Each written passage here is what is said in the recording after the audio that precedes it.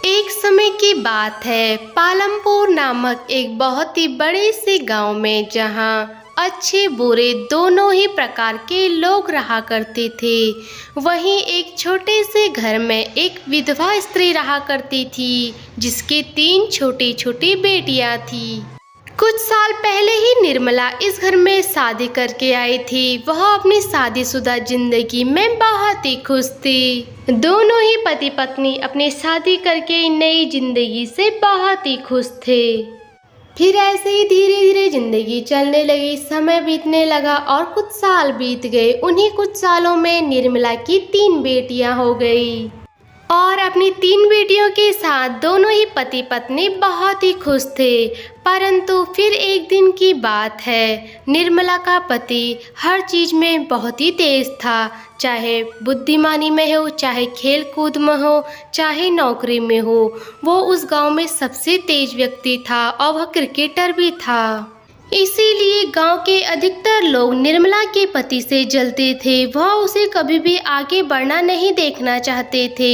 इसीलिए गांव के कुछ बुरे लोगों ने पढ़ाई में सबसे तेज हो, बुद्धिमान हो, समझदार हो और हर चीज में अव्वल हो, उसे हर लोग पीछा खींचना चाहते हैं। उसे कभी भी आगे बढ़ना नहीं देखना चाहते। उसी प्रकार निर्मला का पति भी हर चीज में तेज था, अव्वल आता था।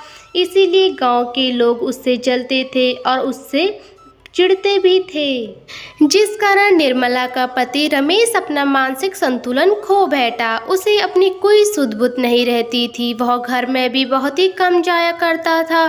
कहाँ वह अपनी पत्नी और अपने बच्चों से बहुत प्यार करता था, परंतु अब वह प्यार नफरत में बदल गया था।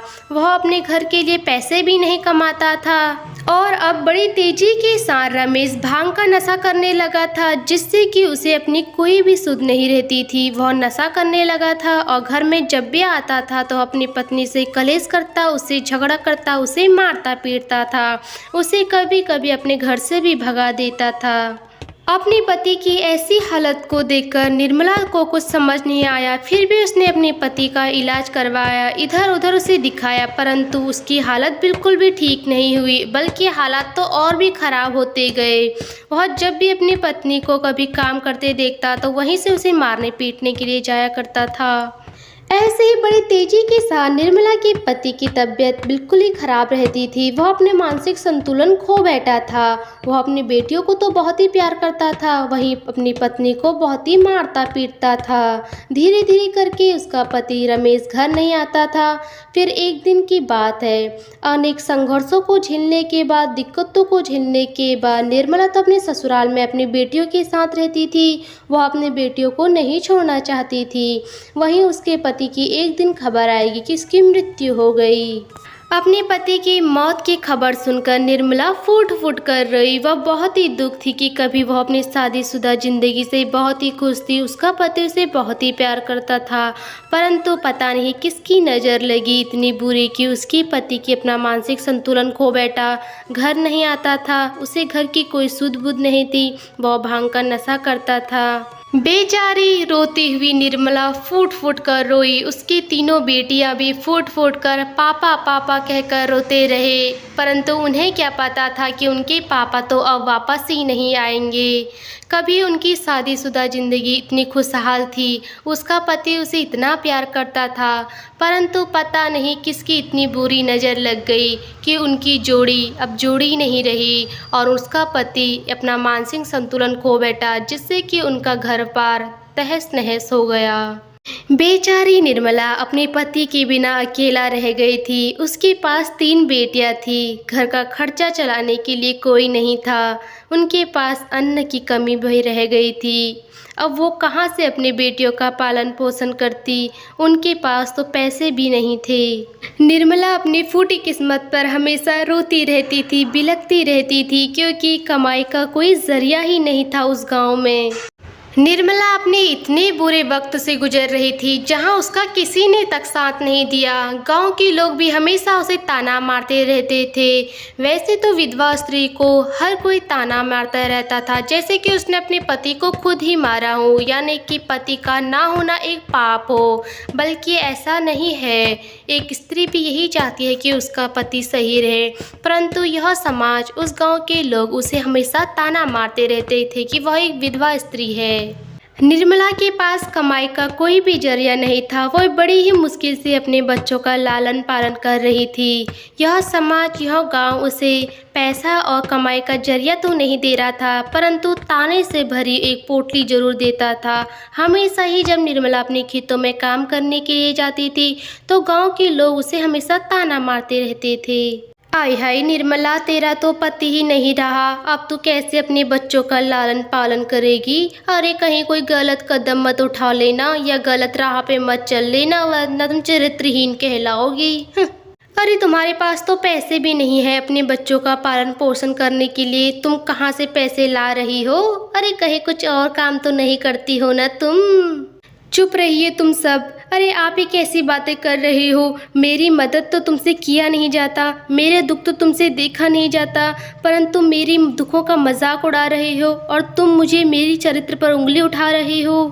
नहीं नहीं, हम कहाँ तुम्हारे चरित्र पर उंगली उठा रहे हैं, गांव के सभी लोग बोल रहे थे, सुनने में आया था, तभी हम बोल रहे हैं।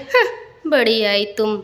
एक तो बेचारी निर्मला यानी कि विधवा स्त्री अपने बुरे वक्त से गुजर रही थी। अपनी 3 बेटियों का बड़े ही मुश्किल से लालन पालन कर रही थी। वहीं गांव के लोग उसी मदद करने के बजाय उसी के चरित्र पर उंगली उठा रहे थे, उसको ताने कसते रहते थे। गांव वालों की ऐसी बातें सुनकर निर्मला घर पर आकर फूट फूट कर रोती थी। वह अपनी किस्मत को कोसती रहती थी कि कहाँ लोग आज उसे कैसी बातें कर रहे हैं, उसे ताना सुनाते रहते हैं। परंतु निर्मला ने फैसला कर ही लिया था। उसने सोच लिया था कि रोने से कोई भी फायदा नहीं है और उसे तो ऐसे लोगों से डट कर सामना करना चाहिए।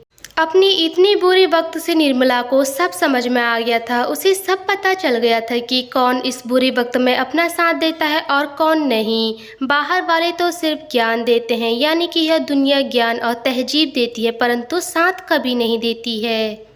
इसीलिए निर्मला के अपने पति के जाने के दुख में उसने ठान लिया था कि वही अपने बच्चों के लिए माता पिता दोनों का ही प्यार देगी। उनके लिए वह सब कुछ करेगी जो एक पिता अपने बच्चों के लिए करता है।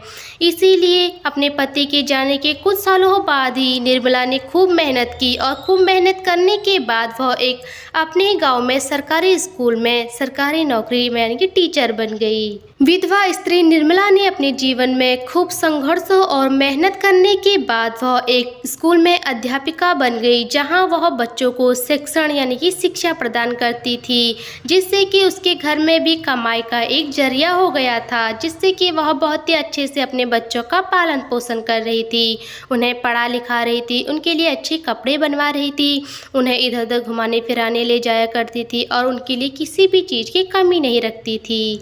साथ में उसके बच्चे उसके साथ खेत में काम करने के लिए जाते थे। जब भी उनकी माता स्कूल में पढ़ाने के लिए जाती थी तो बच्चे भी घर में सारा काम किया करते थे। बच्चों के ऊपर पिता का साया होना ही कोई खजाने से कम नहीं है, परंतु वहीं निर्मला की 3 बेटियां थी और उनके ऊपर पिता का कोई भी साया नहीं था। इसीलिए गांव के लोग उन्हें बुरी नज़रों से देखते थे, जैसे कि उन्होंने कहा होगा कि हमारे पिता ना हो, और गांव के लोग उन्हें बुरी नज़रों से देखते थे।